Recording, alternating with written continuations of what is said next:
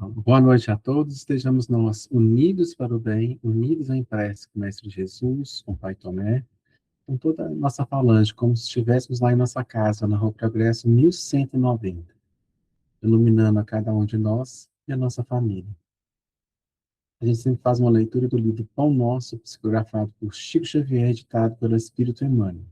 Lição 89. Bem-aventuranças.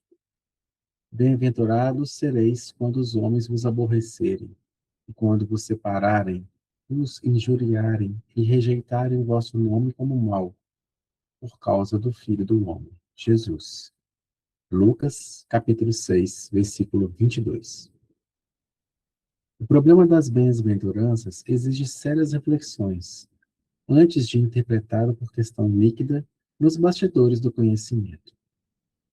Confere Jesus a credencial de bem-aventurados aos seguidores que lhe partiram as aflições e trabalhos. Todavia, cabe-nos salientar que o Mestre categoriza sacrifícios e sofrimentos à conta de bênçãos educativas e redentoras. Surge, então, o imperativo de saber aceitá-los. Esse ou aquele homem serão bem-aventurados por haverem edificado bem, na pobreza material, por encontrarem alegria na simplicidade e na paz, por saberem guardar no coração longa e divina esperança. Mas, e a adesão sincera às sagradas obrigações do título? O mestre, na supervisão que lhe assinala os ensinamentos, reporta-se às bem-aventuranças eternas. Entretanto, são raros que se aproximam delas, com a perfeita compreensão de quem se avizinha de tesouro imenso. A maioria dos menos favorecidos no plano terrestre, se visitados pela dor, prefere a lamentação e o desespero. Se convidados ao testemunho de renúncia, resvalam para a exigência descabida e, quase sempre, ao invés de trabalharem pacificamente, lançam-se às aventuras indignas de quantos se perdem na desmedurada ambição. Ofereceu Jesus muitas bem-aventuranças. Raros, porém, desejam-nas. É por isso que existem muitos pobres e muitos aflitos, que podem ser grandes necessitados do mundo, mas que ainda não são benditos no céu. Lição 89. Bem-aventuranças. Bem-aventurados sereis quando os homens vos aborrecerem, e quando vos separarem, vos injuriarem, e rejeitarem o vosso nome como mal, por causa do Filho do Homem, Jesus. Lucas, capítulo 6, versículo 22. Boa noite a todos, boa noite a todas. Espero que estejam bem.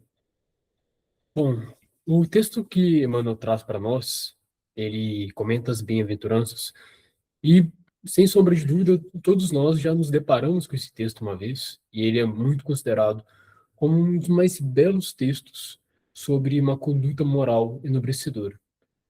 As bem-aventuranças que Jesus narra, elas têm tanto um caráter de serem consoladoras por darem esperança, darem significado aos sofrimentos que nós passamos, para as pessoas que passam por dificuldades, às vezes constrangedoras, às vezes complicadas, e enche todos nós de esperança naquelas situações difíceis da vida, dão um propósito para nós, mas também eles têm um caráter iluminativo, pois dá uma bússola moral a todos nós que procuramos nos sentir satisfeitos, nos sentirmos completos, nos sentirmos em paz conosco mesmo, de uma forma geral. O que Emmanuel traz na reflexão do texto é que, mesmo se nós estivermos nas condições físicas das bem-aventuranças que Jesus narrou, isso não implica que nós seremos bem-aventurados. Emmanuel comenta no texto, como o Orlando acabou de narrar para a gente. O mestre categoriza sacrifícios e sofrimentos à conduta de bênçãos educativos. Porém, esses sacrifícios, essas renúncias, as dificuldades que nós passamos são oportunidades. Não são certificados de bem-aventuranças. Cabe a nós, os alunos, fazermos limões com as limonadas.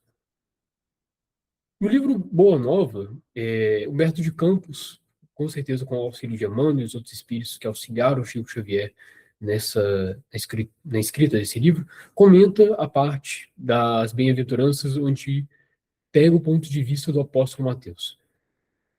E o discípulo, né, o apóstolo Mateus, percebe por que Jesus tinha um carinho e um zelo tão grande pelos menos favorecidos.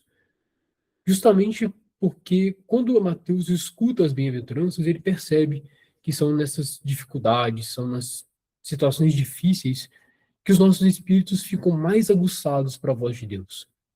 Geralmente nas honrarias nós ficamos orgulhosos, nós ficamos muito cheios do nosso próprio ego e vazios de Deus, vazios de algo maior, algo que nos torna realmente satisfeitos.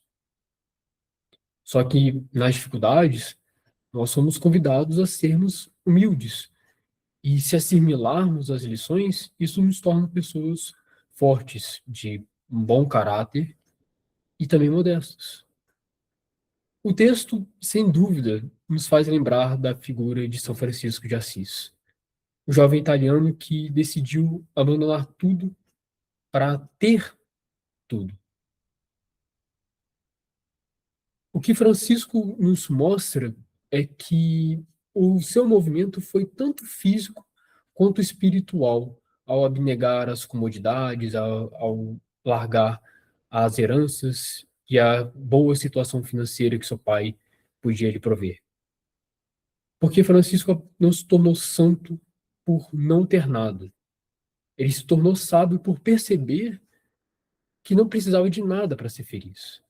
O que ele precisava de ser feliz era encontrar consigo mesmo, se tornar completo com si mesmo, se tornar um só com a sua sombra e também com sua luz.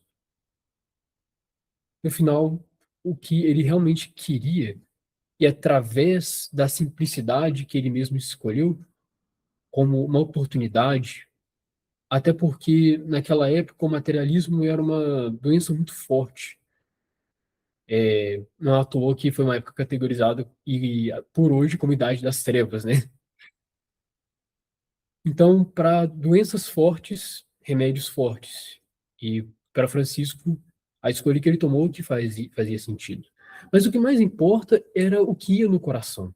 A reforma íntima e as oportunidades da simplicidade que ele escolheu favoreciam essa situação. O Evangelho segundo o Espiritismo até mesmo fala sobre essa questão, que muito mais vale o que vai no coração da pessoa, não só abnegar dos meios materiais. O movimento de Francisco comoveu muitos jovens e foi necessário para aquela época, realmente como uma tratativa de iluminação, de introspecção. Mas, como o próprio Espiritismo esclarece, vale mais aquilo que nós somos com o dinheiro ou sem o dinheiro. Suportar dificuldades e tribulações, com certeza, são oportunidades de sermos bem-aventurados. Mas, no final das contas, não são as situações que nos somos postos, que a vida nos joga, que nos faz bem-aventurados. É o que vai no nosso coração. Bom, nesse momento, então, eu convido a todos nós a nos unirmos em pensamento e elevarmos e rogarmos a Jesus a sua presença, a sua companhia, de professor, de mestre, de amigo e de irmão mais velho nosso, de nosso guia e mentor espiritual. Vamos agradecer ao Mestre e a todos os espíritos que participaram da confecção desse livro, que permitiu a nossa oportunidade de reflexão. Vamos agradecer a Pai Tomé e toda a Falange Unidos para o Bem por fornecer essa oportunidade de nós estarmos unidos em prece, unidos em pensamento, que nós possamos emanar as vibrações, os pensamentos de brandura, de amor, de humildade, de caridade, de fraternidade entre todos os homens e todos os povos. Que nosso momento simples de oração possa ser um pequeno momento iluminativo que possa aclarar as trevas do mundo, mas principalmente as trevas de nossos corações, nos fornecendo brandura, nos fornecendo sentimentos de amor ao próximo, de caridade, de humildade. Vamos pedir então para os nossos queridos amigos espirituais nos abençoarem nos momentos que nós estamos vivendo.